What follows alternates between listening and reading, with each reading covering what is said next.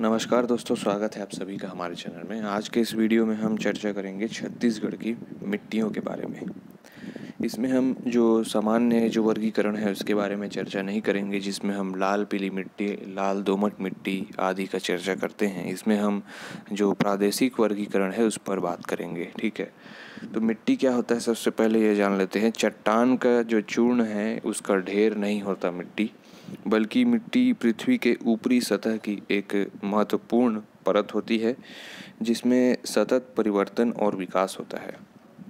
प्राकृतिक संसाधनों में मिट्टी सबसे महत्वपूर्ण एवं आधारभूत जो है संसाधन है। मनुष्य की जो अधिकांश जो मूलभूत आवश्यकताएं हैं वो मिट्टी से ही पूर्ण होती है, जैसे कि भोजन, वस्त्र, आवास आदि की पूर्ति प्रत्यक्ष और अप्रत्यक्ष रूप से जो है सारी चीज़ें जो है मिट्टी से ही पूर्ण होती हैं। मिट्टी के प्रकारों की बात करें अगर, तो छत्तीसगढ़ में 4 प्रकारों में बांटा गया है। इसमें है वर्टीसॉल, इंसेप्टिसॉल, अल्फीसॉल और अल्टीसॉल। ठीक है, तो ये जो है इम्पोर्टेंट है। इसमें एक एक करके देखते हैं क्या क्या होता है। वर्टीसॉल में ये मिट्टी अल्प आर्द्र से शुष्क होती है, नमी से लेकर के शुष्क की ओर रहती है। शीतोष्ण से उष्णकटिबंधीय तापमान वाले क्षेत्र में ये जो है पाई जाती है। इसमें प्रधान वनस्पति जो है घास होती है। ठीक है, ये वर्टीसॉल है। वर्टीसॉल में अल्प आर्द्र से शुष्क होती है, शीतोष्ण से उष्णकटिबंधीय तापमान वाले क्षेत्र में ये पाई जाती है। इसमें मुख्य रूप से घास पाया जाता है। ठीक है, इसके बाद आता है इंसेप्टिसॉल। यह मिट्टी आर्द्र होती है और उष्णकटिबंधीय तापमान वाले क्षेत्र में पाई जाती है। इसमें नमी पाई जाती है क्योंकि ये उष्णकटिबंधीय वाले क्षेत्र में पाई जाती है। ठीक है, इसमें प्रमुख रूप से वन वाले क्षेत्र पाए जाते हैं। ठीक है, इसमें घने वन पाए जाते हैं इंसेप्टिसॉल में। इसके बाद आता है अल्फीसॉल। ये जो है अल्प आर्द्र से आर्द्र होती है, उष्णकटिबंधीय क्षेत्र में ये भी पाया जाता है और इसमें चौड़ी पत्ती वाले पतझड़ वन इसमें पाए जाते हैं। ठीक है, तो ये है अल्फीसॉल। इसके बाद आता है हमारा अल्टीसॉल। ये आर्द्र होती है। ठीक है, शीतोष्ण से उष्णकटिबंधीय क्षेत्र में ये पाई जाती है। इसमें सामान्य प्रकार की वनस्पति पाई जाती है। ठीक है, याद करने वाली इतनी ही चीज़ें हैं इसमें, मुख्य रूप से इनकी क्वालिटी और इसका क्षेत्र। इसके बाद हम मिट्टियों का जो सामान्य वर्गीकरण है उसको देखते हैं। प्रदेश की मिट्टियों को स्थानीय आधार पर 4 भागों में वर्गीकृत किया जाता है। कन्हार मिट्टी, मटासी मिट्टी, डोरसा मिट्टी और भाठा मिट्टी। एक एक करके हम चारों को देखते हैं क्या क्या है इसके बारे में। कन्हार मिट्टी क्या होता है? यह मिट्टी प्रदेश की सबसे अधिक उपजाऊ मिट्टी मानी जाती है। यह गहरी चिकनी मिट्टी है जिसका रंग गहरा काला होता है और भूरा काला होता है। ठीक है, इसकी संरचना बारीक होती है एकदम।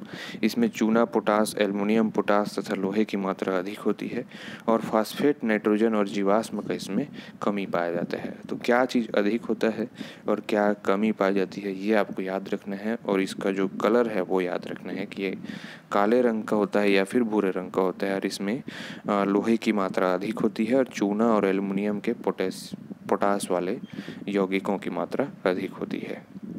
इसके बाद आता है मटासी मिट्टी। ये प्रदेश में दूसरी मोस्ट इम्पॉर्टेंट उपजाऊ मिट्टी है। मटासी मिट्टी कन्हार की अपेक्षा अधिक और भाटा की अपेक्षा कम ऊंचाई में पाई जाती है। मतलब कन्हार से ऊंचे स्थान में और भाटा से कम ऊंचे स्थान में मटासी मिट्टी पाई जाती है। इसमें रेत की मात्रा अधिक होने से इसमें जो अपवाह होता है पानी का वो अच्छा होता है, लेकिन इसमें जल धारण करने की क्षमता सीमित होती है। इसमें चीका की जो मात्रा होती है वो 35 से 45% तक होती है, जिसमें लोहे की मात्रा अधिक होती है। और ये मिट्टी प्रायः जो है अम्लीय होती है। इसका नाम क्या है? मटासी मिट्टी है। ठीक है, इसके बाद आता है डोरसा मिट्टी। ये ग्रेनाइट सेल समूह से निर्मित मिट्टी है। प्रदेश की एक तीसरी इम्पोर्टेंट मिट्टी है। ये गहरे भूरे रंग की होती है। ये काली कन्हार तथा हल्की मटासी मिट्टी का मिश्रण होता है।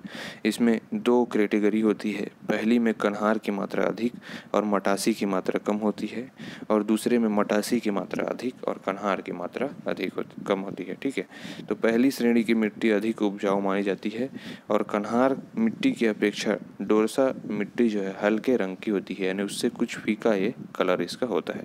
इसके बाद हमारा लास्ट है भाठा मिट्टी। ये लाल भूरी मिट्टी है, ठीक है। सबसे पहला इम्पोर्टेंट पॉइंट, जो ऊपरी उच्च भूमि में पाई जाती है, ठीक है। हसदेव नदी के बाएं और जयजयपुर ब्लॉक में एक विस्तृत क्षेत्र में ये मिलता है। ये कठोर और उथली होती है, इसमें असंख्य छोटे छोटे कंकड़ पाए जाते हैं। इस मिट्टी का जो स्वरूप होता है वो ईंट के समान दिखाई देता है। अन्य मिट्टियों में इसमें पाल कछार, पटपर कछार मिट्टियाँ हैं। वास्तव में ये नदी के किनारे या बड़े सरोवरों के किनारे ये लोग पाल कछार और पटपर कछार मिट्टियाँ पाई जाती हैं। पाल कछार भूरे रंग की सिल्ट वाली उपजाऊ मिट्टी होती है। ये मिट्टी उद्यानिकी जो फसल होती है उसके लिए बहुत उपयोगी होती है। महानदी नदी की सहायक नदियों के तटीय भागों में ये मिट्टी पाई जाती है, ठीक है। तो ये कुछ चिकनी मिट्टी के प्रकार हैं और ये चिकनी मिट्टी जो है उपजाऊ होते हैं बहुत ज़्यादा, ठीक है। तो ये था मिट्टी का जो प्रादेशिक वर्गीकरण है उसके बारे में। तो ये आपके लिए जो है मुख्य परीक्षा के दृष्टिकोण से इम्पॉर्टेंट है और साथ में आपके प्रारंभिक परीक्षा में बहुत ही इम्पोर्टेंट है, ठीक है। तो अगर आपको ये वीडियो अच्छा लगे तो लाइक और शेयर करें। अगर आप हमारे चैनल पर नए हैं तो चैनल को ज़रूर सब्सक्राइब करें और धन्यवाद।